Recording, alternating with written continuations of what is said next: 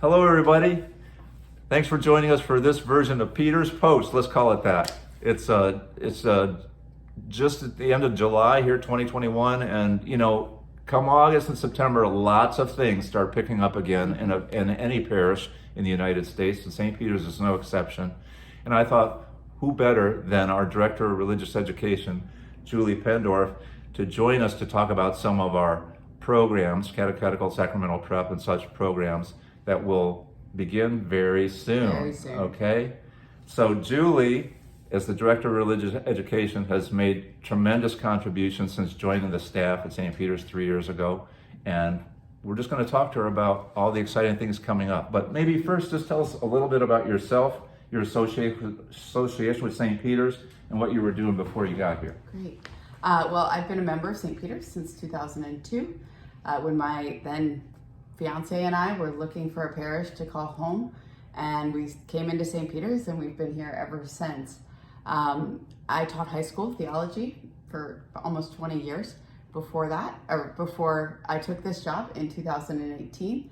I've been really happy to be here. My kids are students at St. Peter's School, and I feel so lucky that I am a member of this parish and I also work here. Yeah, so you came not only with great experience, but pretty good education theologically. Yep, I have a master's degree in religious ed and have been really thinking my whole career about how we can help reach people to help them better be connected to Christ. Yeah, you've got a passion. I do love this. You really do. And it comes through. I'm sure it came through at DeMatha. Mm-hmm. And shifting from the high school model to the parish model, where we have, of course, lots of children formation and adult formation. So let's talk with the Sunday school program first. Okay. Because that was a biggie and really needed some attention, I think, when you got here. So maybe you could just talk about what you found and what you did with it. Sure. We've had incredible, dedicated volunteers running the Sunday school, really, for years. But they were, in a lot of ways, a ship without water. They didn't have a lot of direction. And so I came in, I wrote lesson plans for every class. We bought all new books. We created a situation where any catechist could come in, open up this lesson plan, and teach. I know how busy people are. I wanted to make it easy for them.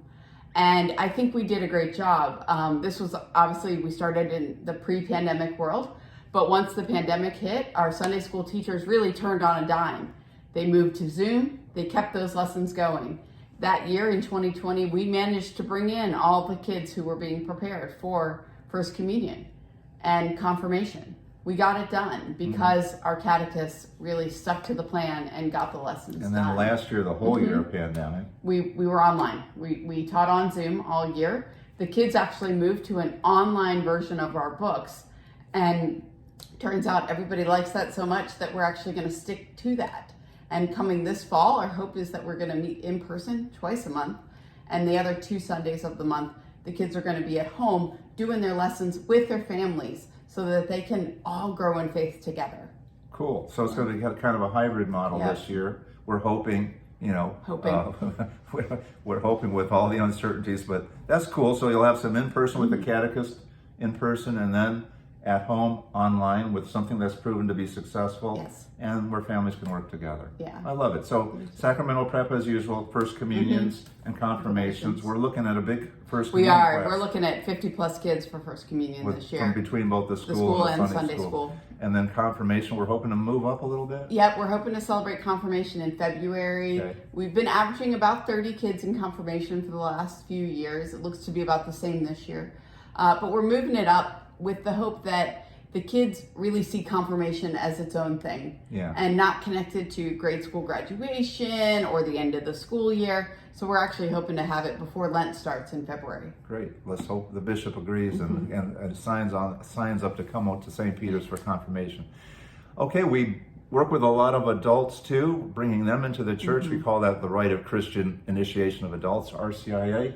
And we have a pretty successful model here. We do. We are very lucky that a lot of people walk down the hill, they see St. Peter's, and the Lord is calling them to come in the doors. And from what they see here, they want to join us.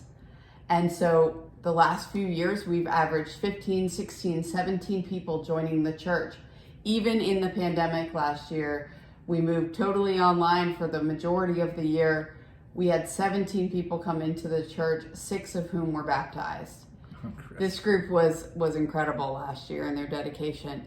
And it is just the most awesome thing to walk with adults. And you sort of coordinate what lessons are going to be covered each and arrange the presenters, because it's not you presenting, it's not me presenting. We have a wonderful blessing of so many religious communities and such that we can draw from different communities to bring presenters in here that are really, really amazing presenters. I feel like our RCIA program is probably one of the best in the world, just because of the incredible people we get in. Plus, the people in RCIA get to see all different kinds of people who come to teach them about the faith, and I think that makes its own great impact. We've tried the last couple of years also having people from the parish come in so that our candidates can be introduced to some of the various activities and things people are involved in the community, and meet people that they see in the pews. So we like to do that part as well. Yes, we're really hoping we can do that again this year. Yeah. Parishioners will bring in the snack and talk about why they love St. Peter's, and I think that that's a great touch too. Wonderful.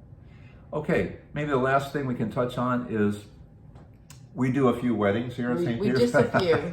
And we also, if they're not married here, they go home to be married, but we prepare them. So preparing engaged couples for marriage is a huge deal, and we take it very seriously. We do, and we have some incredible parishioners here at St. Peter's who come in and share their wisdom about marriage. They talk about finance, they talk about communications, they talk about natural family planning, and lots of other topics.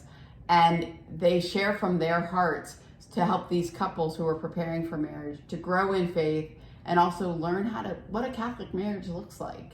And it's really incredibly beautiful. This fall, we're actually going to move from a 3-day program to a 2-day program, just recognizing how busy people are and what a commitment it is to get to marriage prep. So we're really excited about that. It's always funny to read some of the after action comments, because a lot of these couples that are very busy, they come and say, we didn't, we were coming and we didn't know what to expect. And they all kind of come up with glowing reviews, because they really appreciate the vulnerability of our presenters who really put it out there and share their experiences from their married life.